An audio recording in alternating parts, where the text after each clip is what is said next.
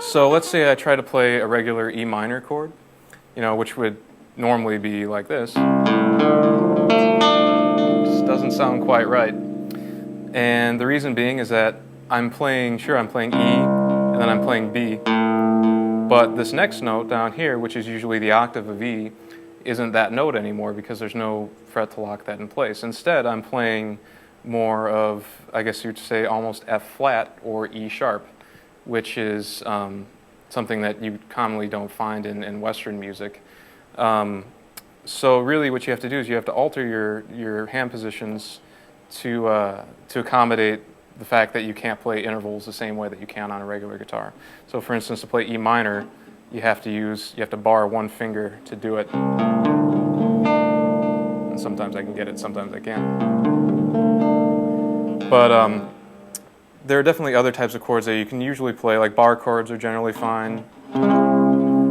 Your regular major 7 type chords, minor 7, minor 9. So any chord that uses a bar, or like you play a minor 9 like this. Oops.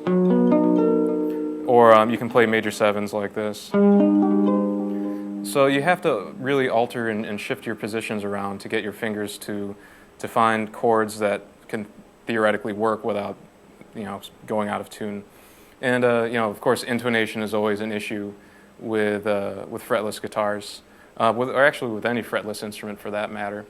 I've definitely become a lot more respectful of violinists and cellists and upright acoustic bassists, just because you really have to train your ear to get those notes to sound correct. And that's where fretless guitar is also a valuable tool, because it really forces you to hear what you're playing, and you can't just rely on finger patterns or just stock pentatonics or major minor patterns and things like that.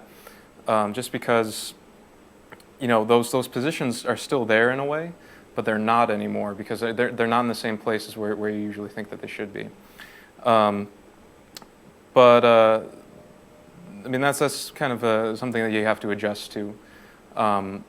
The other thing is that you can, the advantage though of not being able to play all these stock patterns that you usually would play is that it forces you to really focus on your finger positionings and getting the notes to sound accurate in the context of the harmony that you're playing over. So if I just hit like an E, and if I try to play an E right here, it's not right. So I have to adjust it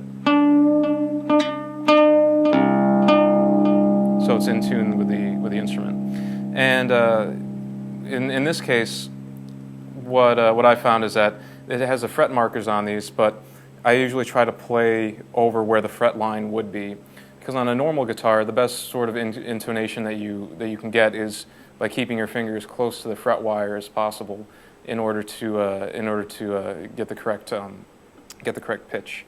So,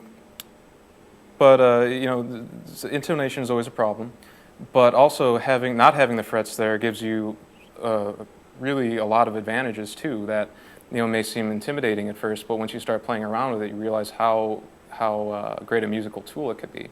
For instance, you can really play some just extremely out there chromatic runs, and you can actually just pick a pattern. Let's just say I'll do this.